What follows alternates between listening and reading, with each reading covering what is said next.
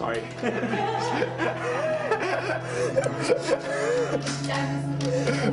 I don't even know. Hang on.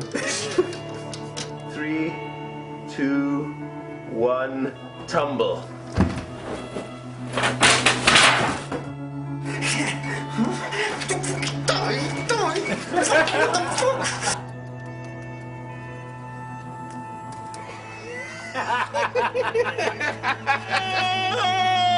Feel the funk! Get him. Look. Go for it, guys! Ah! And go! Ah!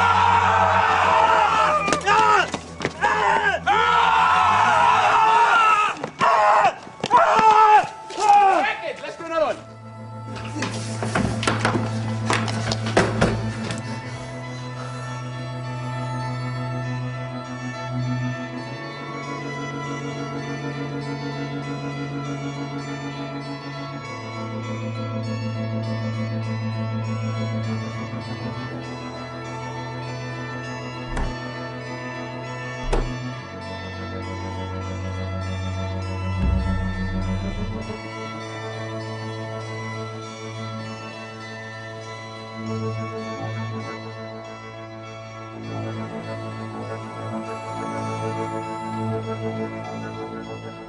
I love the idea of feeling something for a character that we should actually not feel a great deal for.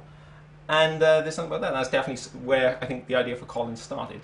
Well, I'd known Mark for a while through Matthew Boldo, and we met shooting some footage for Bash by Neil LeBeau in a gents' lavatory where I was being beaten up and I was covered in fake blood. I first met Mark in school. We've known each other for about 20 years, I guess. And even then he was a bit kind of film obsessed. Mark moved down to Tooting where I was living and he was like, we should go out for a beer. We both kind of bonded while doing rubbish jobs and bonded over our love of Futurama and basically inappropriate jokes that we'd giggle into each other's ears and laugh around like children. After that, kind of got to know him more to my shame and ended up living with him. I was coming home from a disco and I remember talking really loudly to this Welsh bloke about Jaws, Star Wars and the taking of Pelham 1, 2, 3. He said, do you want to come back to mine? And then he showed me some of his shorts and I was really impressed. And then we did some other stuff together. Not that night, just separate things. Yeah, and then a while after that he let me know what was going on with Colin and you know, he wanted to get me involved, so I was glad to do it. Well, I met Mark in university. I can remember meeting him first day of uni. I believe he came up to me and introduced himself. I went to university with Mark and we got kind of chatting one day in the canteen about Dawn of the Dead and our shared appreciation for the Romero films. And I guess friendship was struck up and we're still friends to this day. I think we were both working in a supermarket chain and it was the graveyard shift, so we'd come in at 10 o'clock at night and kind of not do any work until 6 o'clock in the morning. We'd just stand up in the storeroom and just chat about films and various other things. And I just hear this really loud voice going, ha ha ha ha, making jokes. But you'd make a Simpsons joke and I caught on to it. And I thought, oh, maybe this guy isn't such an asshole after all. I might talk to this guy at the end of the night and see what he's all about. And it just went from there. I think we were chatting one day when we were hungover, as usual, after a night of drinking and watching films. And he said he had this idea of a zombie film from a different perspective of the zombie. And I thought, how could that work? There's no dialogue for, 90 minutes, 2 hours. But he said, no, it's going to work. And I think that was that night that he started talking to me about Colin and sort of his ideas. And then he was like, how do you fancy being an extra in it? You know, do you want to dress up as a zombie? And I was like, that sounds like a good idea. And that was kind of the start of it all really. And then from there, I got more and more involved. And they basically said to me, we're making a zombie film. Would you like to be part of it? I was like, yeah, that'd be great, you know. I was in, must have been about 6, 7 scenes, something like that. I played 5 different zombies. I was like broken and crippled by the end. So I looked like a good zombie. I kind of didn't really want to do a movie that had a similar structure to other zombie movies. I really wanted to find something new, and I didn't think I'd be able to. And then the idea for Colin just sort of came about. after watching Dawn of the Dead with some friends, and the next morning I sort of woke up and a zombie movie from the zombie's point of view, man, that must have been done before. And then the idea for Colin really came about and became quite solid, and that was what we used to start going, and we really started thinking about how we could make this movie from the point of view of the zombie. The way he kind of pitched it to me was Colin was going to be the thing that linked all of these sort of short stories together, but there was going to be a through line. So what Mark did was he used loads of spatulas and sugar sachets in the cafe to map out this whole kind of zombie apocalypse with Colin's sort of through line. And I think we got to about the sweet and low just about here, and I realised that he kind of wanted me to play Colin, because he stopped saying things like, oh, and then Colin gets bundled into a bag and gets beaten up, and he started saying things, and then you get hit in the face with a hammer, and then you get dragged in there. And I was just like, all right then, okay, brilliant, he wants me to play a zombie. That's kind of cool. I went to meet Mark in Starbucks in Leicester Square, where you've met everyone. I thought I was the only one. But no, I kind of got, not roped in, but stuck into doing the rest of the film. My first scene is as the first zombie in the film, Damien.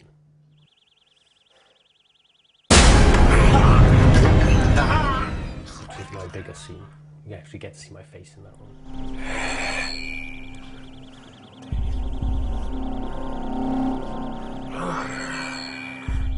But then after that, you're not allowed to see my face, because I play various other parts of zombies, various humans, body parts. But whenever there was someone who needed to be in shot, just running past camera, or they needed a leg or an arm, I was there just to provide it. I guess my first memory is that just having that kind of grand master plan of getting up really early and trying to film the scene, having this grand plan of filming it early on a Sunday, doing it before anyone got out of bed, not causing any kind of palaver. And obviously by the time we'd got the costume on, the fake blood, my latex ear, which got ripped off by Alistair, who plays Colin. By the time we got all that on, it was kind of like 8 o'clock, 9 o'clock, so shooting was starting to come to life. So yeah, so that was just down the road there. We ended up shooting with Matthew. But as you can see, it's pretty loud and quite crazy, which is why we decided to get up really early in the morning to try and get rid of some of the traffic. But we're a bit later than we were expecting. Having to kind of film the scene based around people walking past and kind of finding little pockets of time where we could do that. And then just spending ages trying to get through the scene without completely cracking up. For some reason, having to eat Matt Boff made me laugh more than anything. It's very funny. We were up very early on the Sunday, about 5, 6 in the morning, and to get a shot of a desolate street with rubbish and stuff like that to give it a bit of atmosphere. Normally in the middle of the day would have been cars everywhere. And it was just a lovely day, great lighting, nobody about. We set it all up, and we had this idea of if I drove the car back and forth quite fast over these newspapers, it would make them rustle and make it look like they were blowing in the wind, and it instantly added something to the scene. Nice. Maybe 1 or 2 hours to set that up, and it just got completely ruined by a rubbish van that just came by and sucked up all of our rubbish and our newspapers. And sucked them all up, so we called it a day then. Well, I think I kind of got dumped with quite a stinky graphic scene. I remember turning up at Mark's house and opening the fridge, and there was like a metal bowl, and I was sort of just kind of like, oh, what's in there? And I lifted the lid off, and there was this pungent smell of offal. Mark stuck me in an alley full of cat shit and piss with a big bowl of cow's guts on my stomach. And it'd obviously been sitting there for a few days in the fridge. And so we took it out, and Les was sitting on the floor. I had him about a foot away from my face. And Alistair, God bless his soul, he was... Oh no, he's not passed away, is he? So, you know what I mean? Alistair, God bless him, he was the other side of this big bowl of guts. And Mark's like, right, just lean in and get your hands in and just tear it apart. Really high, bring it right up high.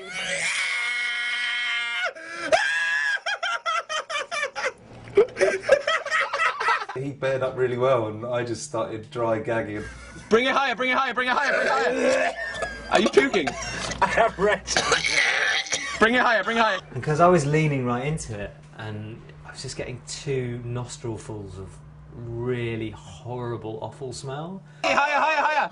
I've got cows, got my testicles, I can feel it. And Les is sort of screaming, no, no, no, but trying not to laugh at the same time. Stop, man, stop. And Mark, the whole way through, is just like going, yeah, rip it apart, pull it apart more, pull it apart more. And eventually I had to bow out of the awful puppetry, and Craig got his hands in there because he was quite happy to. Yeah, I don't mind. I'll stick my fingers in anything. But they stank. They stank. Have you ever had cow's guts in your face? They fucking reek. And back to... I nearly went then. When we were shooting the brick stuff, I mean, Richard had this this sort of bag that sort of like run up the back of his head and came through. He had to put a blood pack on me, which I had to control. So I had this sort of line running up my back to the front of my head, hidden in my hair. So that when the brick would hit him and bounce off his head, he could like squeeze his blood out. So in a single shot, it would be this kind of effect where the brick would bounce off and he'd bleed. So I was going to just throw a rolled up ball of socks at him. But Lee Crocombe, one of the MacGyver of the shoot, just sort of went off and said, "I've got an idea how to make a brick. I'll be right back." Make a brick. We haven't got any materials. We've got this piece of polystyrene. Make a brick out of it. So take a piece of polystyrene, cut it up with a knife, put some hot chocolate over it to give it some colour, give it a bit of shape with a carving knife, and you got a brick. He came back with this amazing fake brick, which was perfect, and everything seemed to work. And the only thing we couldn't get to work was the brick to bounce off Richard's head. Unfortunately, because it's made of polystyrene, there was no weight to it. But so you just had to make it. You just had to throw it with a bit of force, and I think Les took about 20, 30 takes to actually hit Richard on the head with this piece of polystyrene. 3, 2, 1, get him. Oh, shit! Chuck. Richard's got a funny shaped head, and like aerodynamically, it's very difficult to hit with a piece of foam that looks like a brick. Got it in the end, but it took a good load of takes.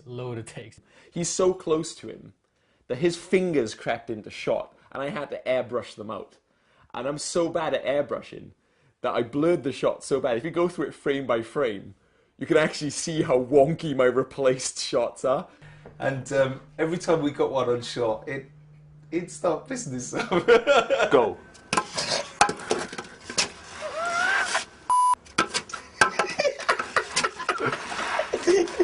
Go. Oh.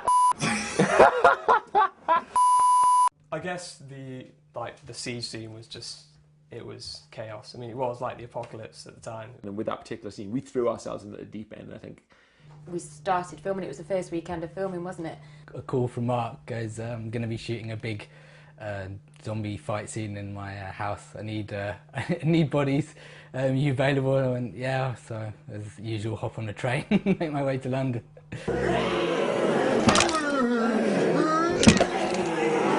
We were asked to come dressed as just normal zombies or something that we would like to bring to the film. Yeah, I was a scientist zombie. Mark had a white coat hanging around, so because I am a scientist, I kind of had to dress up as a scientist zombie. I remember it was a really full-on day. It started with zombie school. A small patch of grass just outside his house where we're all taught how to moan and drag our feet in a convincing manner. And coming around the corner, and there was just this sea of people in kind of various degrees of zombie makeup. Some people were actors, some people weren't actors, they were like us. I have a kind of natural, dead look about me, people can believe that I'm almost there.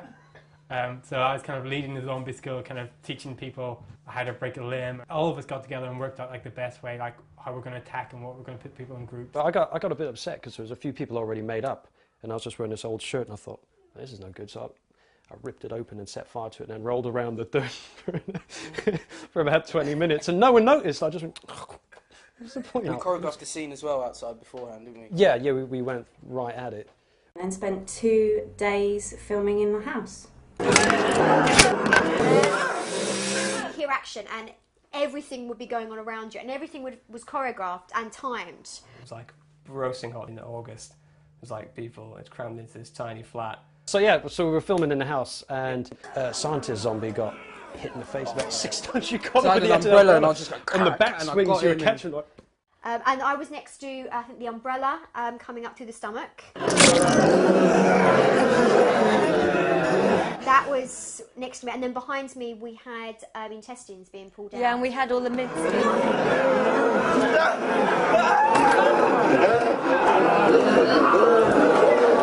The intestines broke and the mincemeat went everywhere and it got rubbed into the carpet. Some person's great idea was to actually use real poultry and meat products. Mark spread meat all over the floor.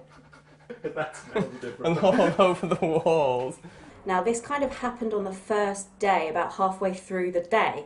So for the rest of the 2 days, everything just smelt like rotting meat. And it was it the hottest day. It started cooking on the carpet. I remember kind of getting quite a strange sense of pleasure out of stabbing that fake head with a screwdriver. It was fun. I think it was the second day. Mark saying this was my death, and Mark saying, "Okay, right, I want you to just go about halfway up the stairs, and then just fall backwards, and these guys will catch you." And I remember going. And Mark just went, "Oh no, it's fine, let me show you." And he just launched himself onto these poor guys and sort of crowd surfed into the lounge. And I kind of thought, well, I can't really argue with that. If Mark can do it, I guess I can, so.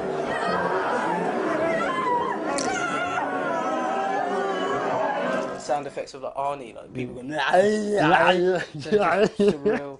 You were a bit shy at first, but by the end of the day, all these people were screaming and shouting and moaning like zombies, and it was amazing what we were doing. But I mean, it was just chaos. I mean, it was like being on the Northern Line or something on a Monday morning. It was just like crammed in, sweat pouring down my face, hungover, trying to be a zombie. And you know, an orgy in a butcher's. So anything I've never goes. been to an orgy in a butcher's. Watch out for meat hooks. The actors that knew what they were doing, they weren't condescending. They were actually really, really lovely to people like us that just turned up to be an extra in a film. So, you know, it was really, really nice. It was like a big family, really, just having a laugh and smelling of rotting meat.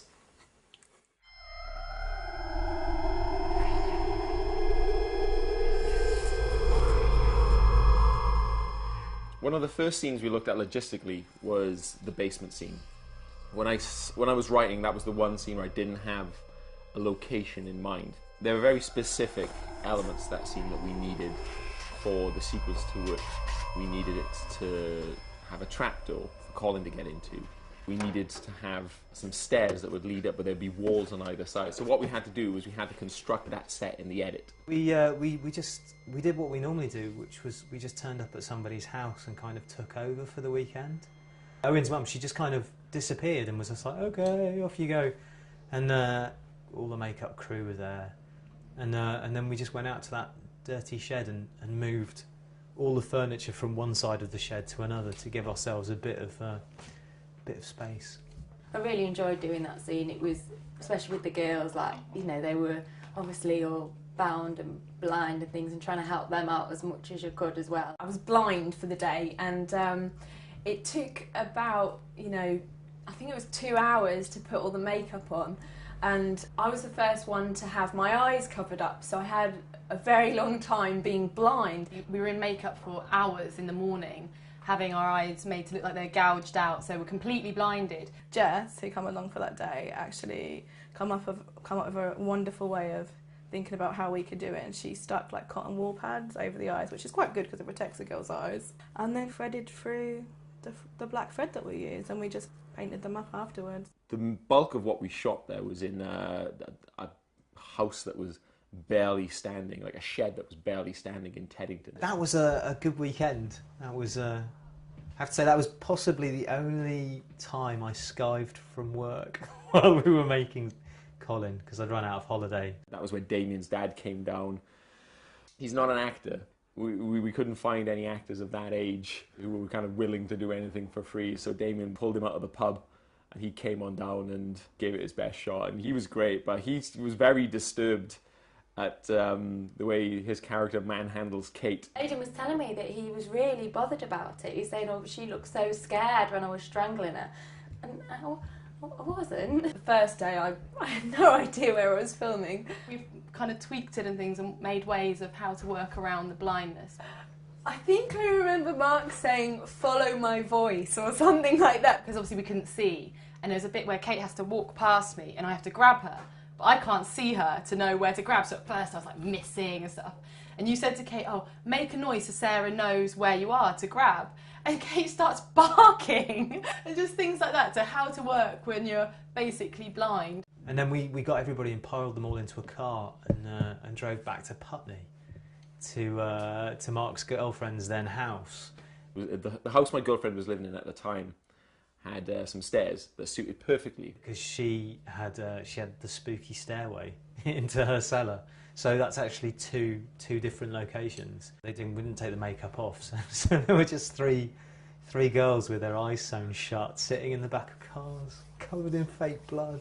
Every time we stopped at traffic light, all completely in our makeup still, I'd be like out the window like, and poor people at the bus stop were like, look at each other like, have you just seen what I've just seen? Like there's a girl with like no eyes and like blood pouring down her face, and these poor innocent people were like, what's going on? Being in the two separate places and working with Damien's dad and everything, bless him. You know, I did really enjoy that. It was a good 2 solid days when I walked away and felt, you know, we'd really achieved something. And it worked well. All the flinging myself about seemed, you know, like it was coming together. There are things about that scene that sort of disappoint me slightly. I think the camera that we shot it on, I mean, you really see the strengths and the weaknesses in the cameras when you start dealing with ultra low light. I think the scene does what we need it to do, but technically it's one of those scenes that I've caught kind of kicking myself over that didn't visually quite work out as I'd hoped. I managed to get it to look good on the computer upstairs where I was editing, but that's the only place it's ever really looked satisfying to me, on the TV that I was editing with, and that TV's broke now, so now it doesn't look satisfying anywhere. Hey, there's one there, lad. Wait, let me... We were filming with these kids that Mark was working with. I think he was teaching filmmaking too at the school. Mark was great because they had this real respect for him. And they were just awesome. And they all had such a cool attitude towards it. And when we went for the fight scene, we properly went for the fight scene where I suddenly was actually pulling these guys off and like getting thrown back, and it was really exciting and good because it was freezing cold, so it kept us warm. Devon, the big lad, yeah, he was quite physical, if I remember rightly, because he dumped me on the floor and had his knee on me, and it was a bit of a wrestle, and I kept trying to bite him, which I think was quite funny. But yeah, but they were brilliant. You know, they just came down and they were so much fun, and you know, they loved it. Had a great day. I did come away from it surprised what you can get away with in Roley Way. I think we were waving swords around and you know, pinning people down on the floor and charging off and stuff. There was a bit of curtain twitching going on, but I don't remember being challenged or you know. Normally with shooting, it was always about knowing what areas were clear and at what time of day, because we lived there. So we knew when we could go and get a quiet shot. With Roley Way, that was an area that Marlon Haley, who plays the helpful guy with the samurai sword, what Marlon did was he said, there's this amazing place just down the road called Roley Way, we should go check it out. I think it would be good for the zombie film. It's always very quiet at this time of the day. It was just an amazing opportunity to get so much depth without any movement in the distance, and it's so strange to go to a place that's so still and quiet.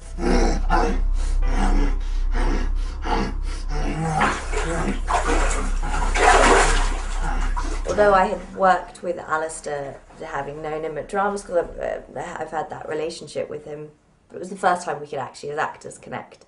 Colin is an animal there, and it was nice to know that I could sort of just be that kind of animalistic and just react to her being there, and just try and get her.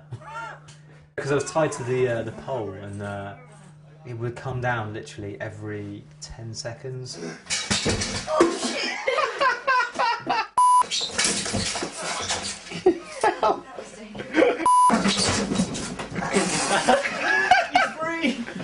I wasn't great with that because I'd be sort of doing that. Oh, I'm terribly sorry. Sorry, that's come down. Should we just pop that up? Jesus. Fuck. I'm free!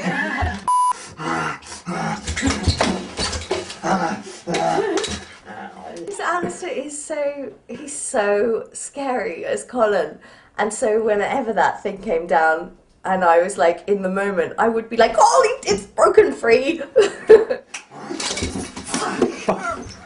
because she has got innately like this strength to be like facing up to her brother who's turned into this killer.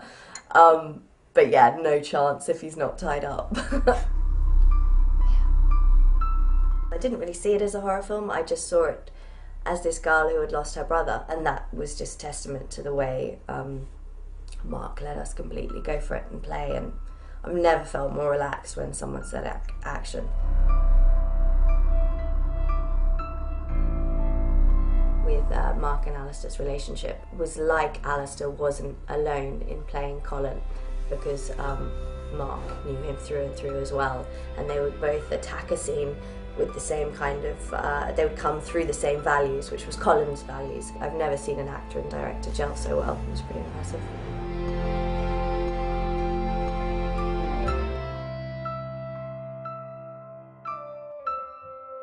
I didn't want to shy away from the stuff that as a zombie fan I'd want to see or expect to see in these movies. It really was important to me that we have this street sequence. We kind of went down to this kind of cul-de-sac in West London and had it all to ourselves. And obviously we kind of had some idea, Mark had the idea set in the script of what the main characters were doing and how the story would play out. But as for everyone else, he kind of just left it up to us to kind of come up with ideas of characters.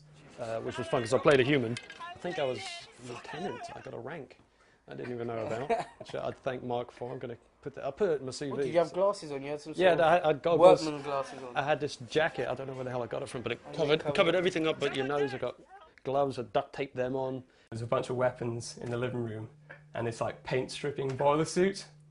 I think Mark nudged to me and goes, "Do you fancy that?" And I was like, "Yeah, all right. Why not?"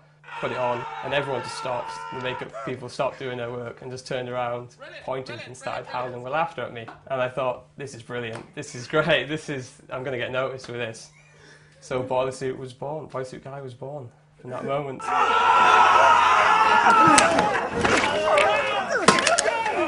I think it's kind of cool in most films. Obviously, a good sign of an extra is one not to get seen. But on this, it was kind of completely the opposite. You wanted, every extra to have, a story. Get off me! I mean, the idea was that was to be the biggest sequence in the film. And what ended up being the biggest sequence in the film was the house siege. That was the first day. The enthusiasm was there. Everyone came down. We had so many zombies for that scene. But for the street fight sequence, we'd been shooting for a while at this point. The enthusiasm had kind of waned. So I was there going, right, we need about 50, 60 people. This is going to be great. And we ended up with 15.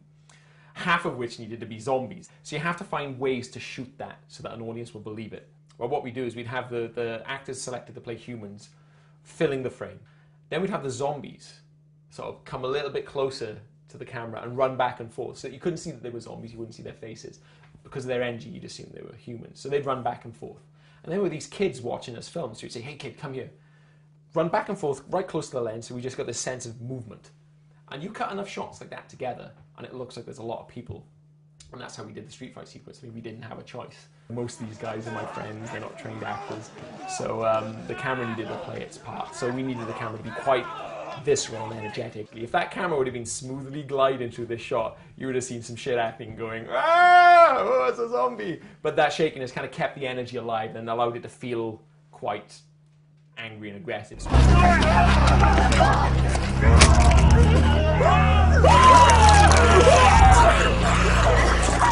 I was working at Concrete Canvas Arts, and one of my students, Faisal Dondi, he'd captured this amazing sound effect, these fireworks going pfft, and that was our sound effect for the explosion. We just got the smoke machine out, give a little blast, gave the camera a good shake. Lee Crocombe chucking leaves and gravel and all sorts. And we just cut a load of shots like that together, and it seemed to work in the edit.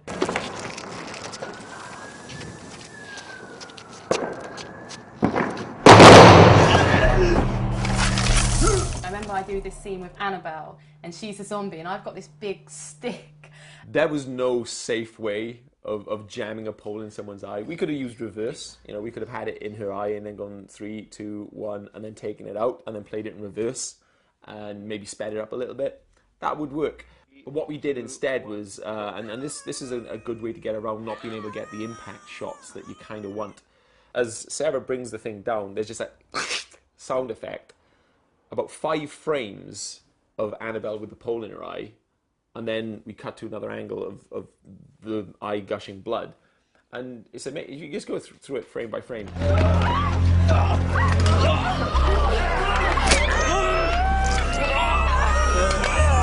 Yeah, we had to round everyone up and put them in a corner to sort of basically bash their heads in. Because a few of them had been bitten, like the plan didn't go too well for them. Guys!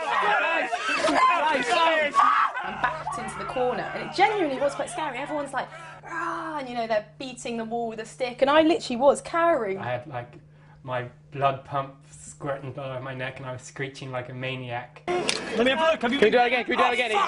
Oh, God! Yeah. More because they all took the piss out of me afterwards, which everyone was laughing at my line. I'm bleeding! I'm bleeding! Show me! I'm bleeding! I know. There's a lot of kind of thought and emotion went into that. I kind of sat by myself for a couple of days and thought, like, hey, what would you say if you were bleeding? And it kind of just came to me. The initial idea for that last scene was, as it was scripted, Colin gets into this room, kneels, the camera pans down, and there's a girl who looks a lot like Kate Alderman's character. Colin goes into this flat, and that there's a body, and he just sits next to her. And then a few of the sort of things that he's encountered along the way are really, are highlighted. And I think as I went on, I kind of thought, well, no, let's evolve that scene. So I was reluctant to do flashbacks, but with this, we ended up. I thought, yeah, let's have this just the one flashback, and we'll have it explain how Colin got bitten. You said, do you know anyone that looks like you?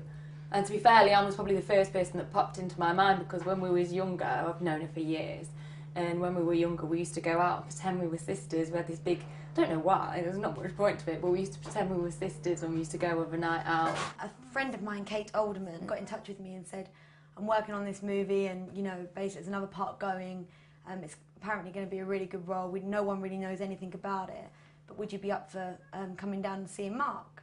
So I went down and see Mark. And straight away, I think we kind of clicked and understood what kind of person he wanted. I have some nunchucks in the other room. Try and get him. It made me realise that Mark is a actor's director, which I like to call. He's not someone when he's directing you that's, and now I want you to do this and go. He really takes you through the motions of what you're feeling and what you need to do for that character. And again, initially the idea was that he turned up and she'd just been bitten. Oh yeah, she'd just been bitten. Originally it was going to be where I had been bitten, and then it was going to show the take-for of me biting Alistair. But on that one, I don't think we didn't really catch the essence of what each character was, and it didn't make you feel for Colin's character, and that's what initially it was about. And on the way to the flat that day, suddenly Mark had the idea that she hadn't been bitten, but there was a zombie in the bathroom. I said to Leanne and Al said, look, can we come back tomorrow? Because what I'd like to do is have there be another zombie in the room. And it was while they were dealing with that zombie that the girl gets bitten, and it's while Colin is with her as she dies that he gets bitten. We get a sense of their relationship, how playful they are, and how, together they sort of feel a level of confidence. So it was amazing that this sort of last scene kind of just evolved really, really quickly. It put us against it in terms of sort of filming it, but that was great because we all just got together, and it was like shooting a short film really, because we were all just in this one location over 2 days. And as an actor, I didn't really know what was expected of me to start off with, and when we went through the scenes of Alistair, we started you know, Mark was being like be a bit more playful with each other. Don't think, oh my God, you know, make a joke of it. So many different things to see what he could get, and it actually worked because suddenly we had this innocence between the two characters that it wasn't necessarily that we was a couple, but there was obviously something there. And it was all fine, it was all worked out, except for the fact that we didn't have that zombie. You know, it was like, who can we use? And, you know, Mark, you know, had used every sort of contact he probably knew, you know, going up to people on the streets like, will you be in this movie? And we had a lot of fun sort of like saying, right, what's this zombie going to look like? What's this zombie going to be like? Suddenly I was sitting there and I was thinking, who do I know? You know, it obviously had to be someone pretty ugly. And Leanne sort of said, oh man, I know someone who could do that. Well, I just got a random phone call out of the blue from my good friend Leanne, and they need another zombie, and I just thought, yeah, why not? I'll give everything a go. Face action! They were going to go on a girls' night out, and she said, well, come down and do some filming beforehand. The makeup was fun. They obviously did very well in making me look really skanky, which was fun. Really fun. Got nice and messy, messed the hair up, and just got down and dirty, like, just to look as good as all the other zombies did, really. 3, 2, 1, go! The radiator scene, yeah, it took a few takes, I know that.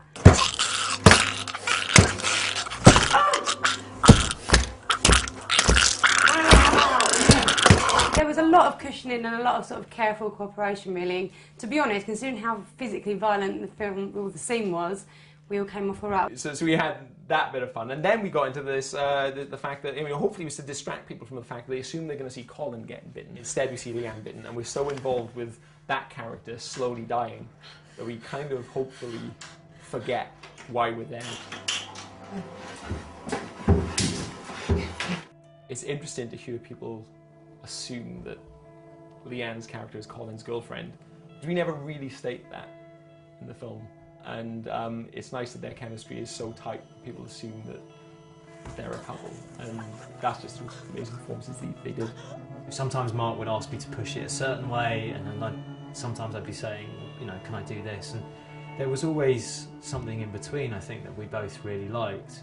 But knowing that you could have this freedom meant that everything else you did with so much more energy and enthusiasm and just experimentation, I think, as well. I mean, a lot of us didn't even know each other before the movie, and you know, you walk away with friends, and it's lovely. I just loved being part of it and just seeing the end product of how well it's gone, where it's going. Just real pleasure to be involved. I do know that on 45 million quid films, you get your cup of tea in a polystyrene cup, whereas for the 45 quid one, you got a proper ceramic cup, and it was made by someone who you knew, which was nice.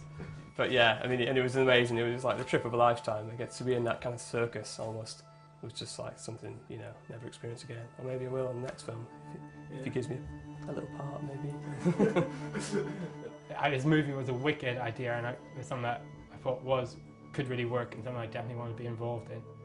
And he kind of roped me in. I've enjoyed working on Colin more than X-Men. Don't put that in there though. Oh man, I'm so good for that. As an actor, I'm not interested in making a film for 45 quid. I'm not interested in making a film for 45 million quid. I'm interested in working with, you know, intuitive storytellers. And I think as someone in the audience as well, that's what I'd want. You know, tell me a story with some vigour and make me care at least once before I leave the theatre, and I'll feel good about it, and I'll come back and see what else is on offer next time round. I'll get through all that fighting off with the pots and the pans and the running down the street to get pushed down the stairs. I even nearly escaped that as well. It's a shame, really. A couple of people have asked me about working on Colin, and I did have to describe it as, in my humble opinion, not as good as Crocodile Dundee 1, but better than Crocodile Dundee 2. So I think that's a successful film. I think that's a recipe for success.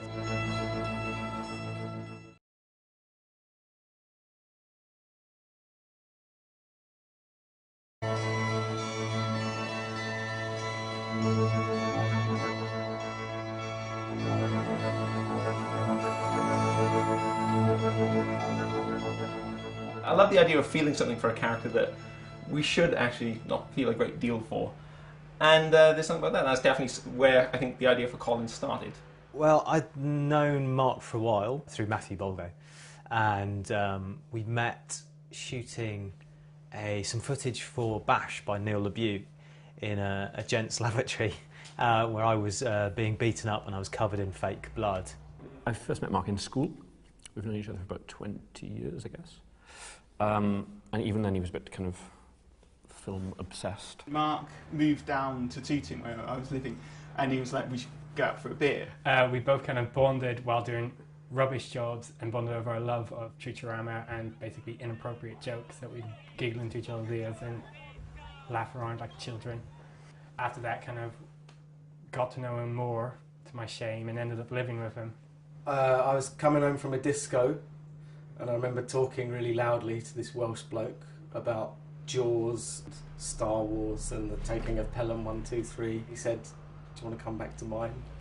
And then he showed me some of his shorts and I was really impressed. And then we did some other stuff together. Not that night, just separate things. Yeah, and then a while after that he let me know what was going on with Colin and you know, he wanted to get me involved, so I was glad to do it. Well, I met Mark in university. I can remember meeting him first day of uni. I believe he came up to me and introduced himself. I went to university with Mark and we got kind of chatting one day in the canteen about Dawn of the Dead and our shared appreciation for the MIRRIOR films. And I guess friendship was struck up and we're still friends to this day. I think we were both working in a supermarket chain and it was the graveyard shift, so we'd come in at 10 o'clock at night and kind of not do any work until 6 o'clock in the morning. We'd just stand up in the storeroom and just chat about films and various other things. And I just hear this really loud voice going, ha ha ha ha, making jokes. But you'd make a Simpsons joke and I caught on to it. And I thought, oh, maybe this guy isn't such an asshole after all. I might talk to this guy at the end of the night and see what he's all about. And it just went from there. I think we were chatting one day when we were hungover, as usual, after a night of drinking and watching films, and he said he had this idea of a zombie film from a different perspective of the zombie, and I thought, how could that work? There's no dialogue for, 90 minutes, 2 hours, but he said, no, it's going to work. And I think that was that night that he started talking to me about Colin and sort of his ideas, and then he was like, how do you fancy being an extra in it? You know, do you want to dress up as a zombie? And I was like, that sounds like a good idea. And that was kind of the start of it all really, and then from there I got more and more involved. And they basically said to me, we're making this zombie film, would you like to be part of it? I was like, yeah, that'd be great, I was in, Into doing the rest of the film. My first scene is as the first zombie in the film, Damien.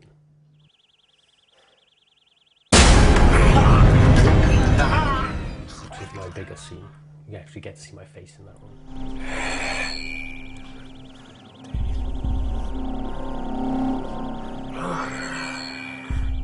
But then after that you're not allowed to see my face because I play various other parts of zombies, various humans, body parts.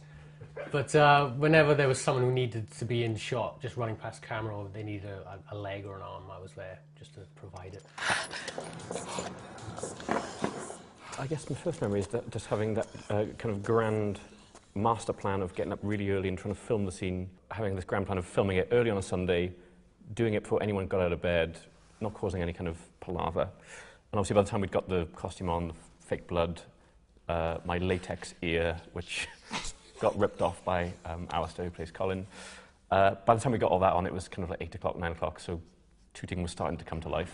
So yeah, so that was just down the road there. We ended up shooting with Matthew.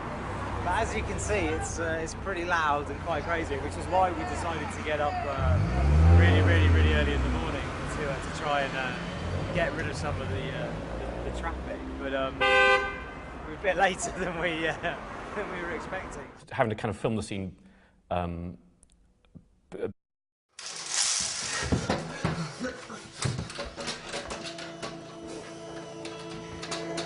Sorry.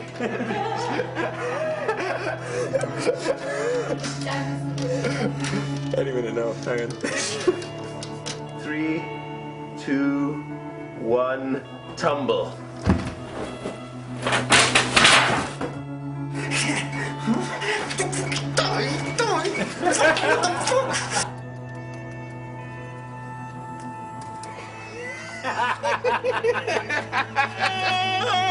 Feel the funk!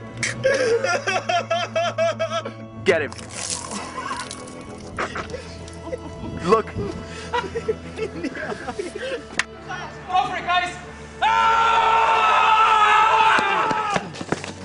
And go!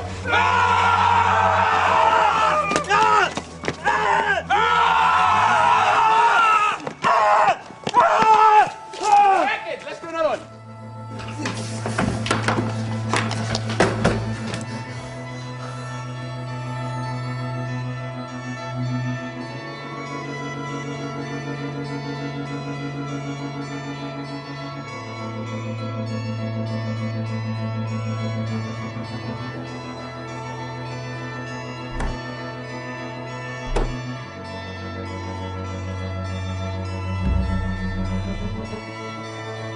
In about 6, 7 scenes, something like that. I played 5 different zombies. I was like broken and crippled by the end. So I looked like a good zombie.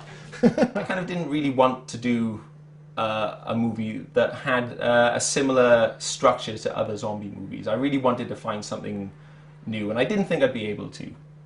And then the idea for Colin just sort of came about after watching Dawn of the Dead with some friends, and the next morning I sort of woke up and a zombie movie from a zombie's point of view, man, that must have been done before. And then the idea for Colin really came about and became quite solid, and that was what we used to start going, and we really started thinking about how we could make this movie from the point of view of the zombie. The way he kind of pitched it to me was Colin was going to be the thing that linked all of these sort of short stories together, but there was going to be a through line. So what Mark did was he used loads of spatulas and sugar sachets in the cafe to map out this whole kind of zombie apocalypse with Colin's sort of through line. And I think we got to about the sweet and low just about here, and I realised that he kind of wanted me to play Colin, because he stopped saying things like, oh, and then Colin gets bundled into a bag and gets beaten up, and he started saying things, and then you get hit in the face with a hammer, and then you get dragged in there. And I was just like, all right then, okay, brilliant, he wants me to play a zombie. That's kind of cool. I went to meet Mark in Starbucks in Leicester Square. Well, you've met everyone. I thought I was the only one. But no, I kind of got, not roped in, but stuck